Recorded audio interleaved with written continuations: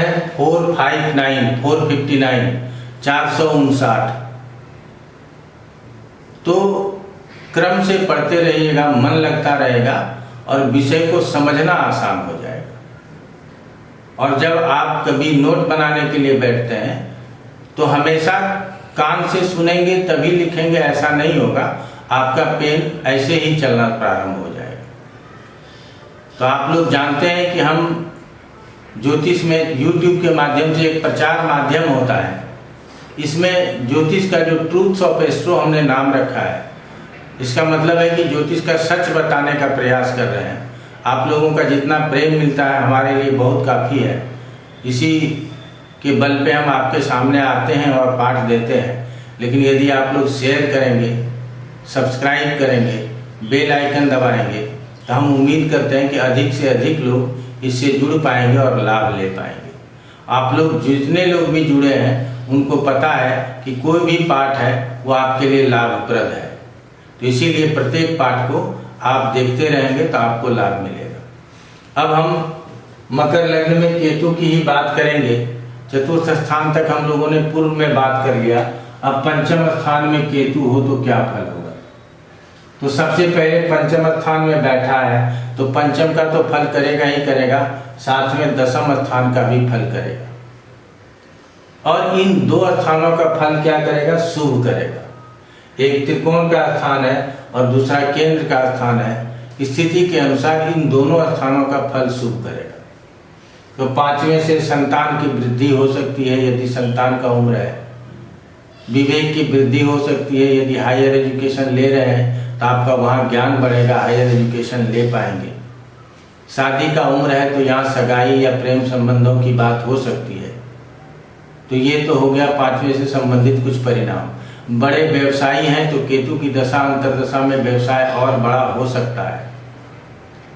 अब ये दशम में बैठा है तो कार्य क्षेत्र में आपका मन लगा रहेगा। एक ही कार्य को लगातार करने की इच्छा होगी, बराबर कार्य क्षेत्र में परिवर्तन नहीं करेंगे। कार्य क्षेत्र में जो सहकर्मी हैं उसके साथ आपका बहुत अच्छा ट्विनिंग होगा। नौकरी में है तो पद की प्राप्ति होगी।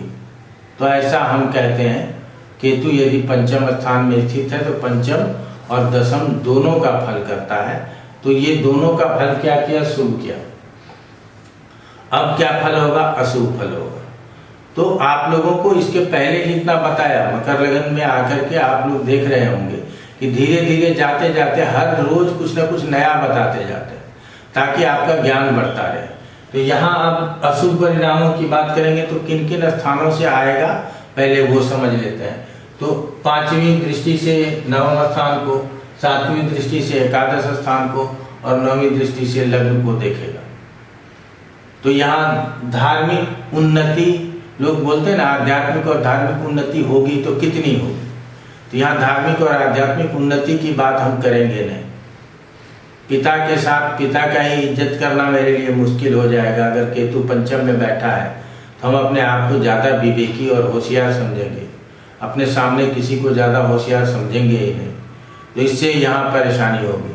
और साथ में एकादश स्थान के ऊपर दृष्टि है तो बड़े भाई के साथ हमारा मतभेद हो, बड़ा भाई हो अथवा ना हो। क्यों? क्योंकि केतु की दृष्टि से हानि होता है तो संभव है कि बड़ा भाई ना भी हो। हमारे बॉस से हमारा कभी लगाव नहीं होगा, हम उससे हमेशा दूर दूर रहेंगे। अच्छे कार्य करेंगे फिर भी वो हमारे कार्यों को नहीं सराहेगा। हमें पदोन्नति मिलनी चाहिए लेकिन वो हमारे पदोन्नति के लिए वो अपने तरफ से कोई प्रयास नहीं करेगा।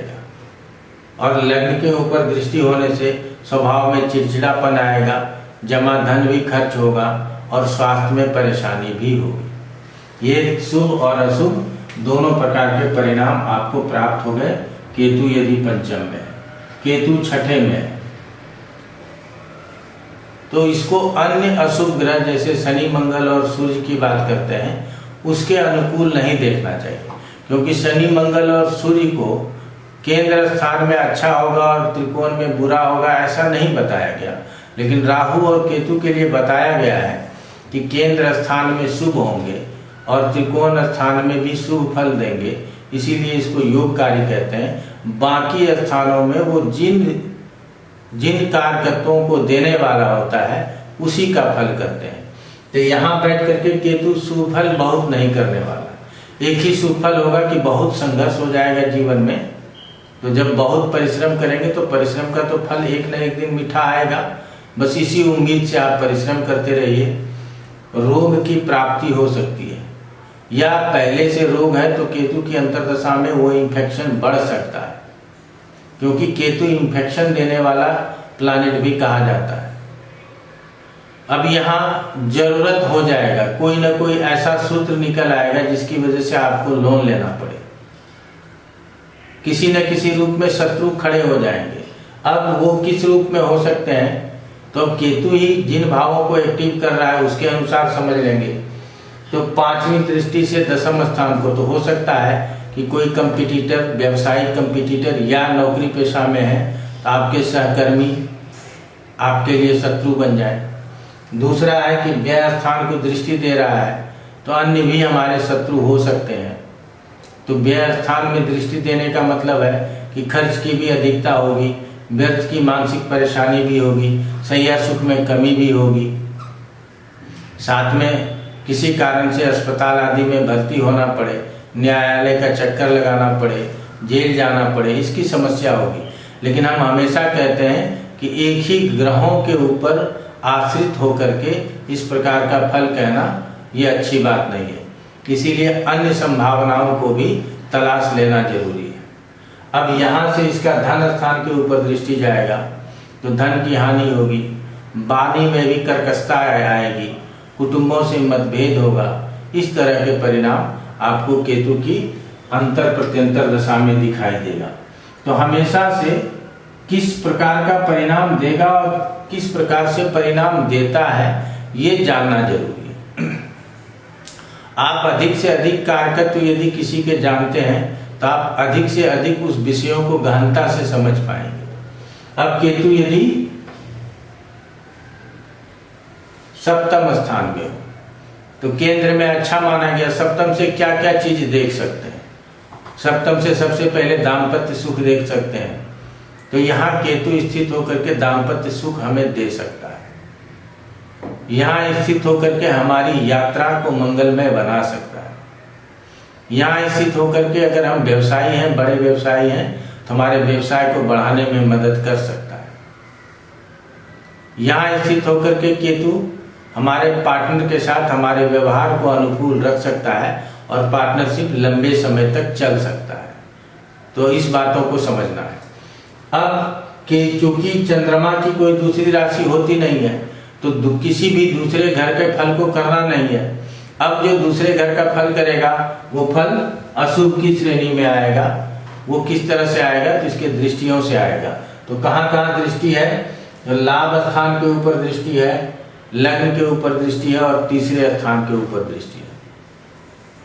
तो लाभ में नियमितता नहीं रहेगी, नियमित रूप से लाभ नहीं आएगा। आज काम किया तो आज लाभ हो गया, कल काम नहीं किया तो कल लाभ नहीं हुआ। लग्न के ऊपर दृष्टि होने से सबसे ज़्यादा परिणाम क्या होगा कि स्वास्थ्य में परेशानी हो सकती है, स्वभाव में चिड़चिड़ापन आ सकता है, धन जमा भी खर्च हो सकता है। और इस स्थान में दृष्टि होने से नौकर चाकर का अभाव हो, अर्थात जितने भी आपसे छोटे लोग हों उसको पीड़ा हो, छोटे भाई बहन हैं तो उसको परेशानी हो, खेल कूद में आप सफल न हो सकें, कला के क्षेत्र में सफलता न मिले, ये संभव है। सप्तम में यदि केतु बैठेगा उसके अशुभ परिणामों के रूप में हमको ये सब प्राप्त होगा। अब सप्तम से केतु को हटा देते हैं, अब ले आते हैं अष्टम स्थान में। केतु अष्टम स्थान में हो तो क्या फल करेगा? तो सबसे पहले तो बताएंगे कि यहाँ से देख लीजिए, ये 8वां एक्टिव हो गया, 5वीं दृष्टि से 12वां एक्टिव हो गया और 7वीं दृष्टि से कौन सा भाव एक्टिव हो गया? मारक, दूसरा स्थान एक्टिव हो गया। तो ऐसे केतु से हमेशा सावधान रहने की जरूरत है। ये केतु आपके जीवन में अच्छे परिणाम नहीं देंगे। महादशा में भी आएंगे तो ये 7 साल के लिए आएंगे और 7 साल तक आपको ऊपर नीचे करते रहेंगे। अच्छी अंतर्दशा आएगी तो भी थोड़ा अच्छा फल प्राप्त हो जाएगा, लेकिन बहुत विशेष अच्छा फल प्राप्त होने की संभावना नहीं होती। तो चलिए, केतु यहाँ पे बैठा, अगर अंतर प्रत्यंतर में आएगा तो बहुत ही ज़्यादा पीड़ा देगा। तो सबसे पहले किस चीज़ से बचना है? तो चोट चपेट और दुर्घटनाओं से बचने की सबसे ज़्यादा जरूरत है। अगर चोट चपेट दुर्घटनाओं से आप बच गए, तब फिर आगे व्यर्थ की चिंताओं से बचने की जरूरत है, अपव्यय से बचने की जरूरत है। किसी भी प्रकार की परेशानी अर्थात लीगल फाइट करने से बचना है। स्वास्थ्य की चिंता करनी है ताकि हमको अस्पताल में भर्ती नहीं होना पड़े। अब धन, अब जब व्यय अधिक होगा तो धन तो निकल के खर्च होगा ही, तो धन का स्रोत आपको बढ़ाना होगा, धन निकल के खर्च होगा ही होगा। कुटुंबों से सहयोग नहीं मिलेगा, विरोध मिलेगा। तो जब आदमी को परेशानी होती है तो आप जानते हैं सहायता करने वाला कोई नहीं होता, तो उसी तरह से यहाँ कुटुंबों से विरोध की भी बात होगी। आपके वाणी में स्वयं कर्कशता आ जाएगी, और खाने पीने की लत है तो वो भी अच्छी नहीं होनी चाहिए, उसको भी त्यागने की जरूरत है, नहीं तो यहाँ खाने पीने की आदत बढ़ सकती है। चलिए आगे बढ़ेंगे, लेकिन आगे बढ़ेंगे अब अगले पाठ में। इस पाठ को यहीं समाप्त करेंगे। एजुकेशन के लिए, कंसल्टेशन के लिए आप चाहें तो नंबर चलते रहता है आपके स्क्रीन के ऊपर, आप कभी भी टेलीफोन कर सकते हैं। विशेष रूप से 10 बजे से 7 बजे तक ऑफिस खुला रहता है। इस समय पे फ़ोन करेंगे तो आपको जवाब शीघ्र मिलेगा। आज इतना ही, आप लोगों का बहुत बहुत धन्यवाद।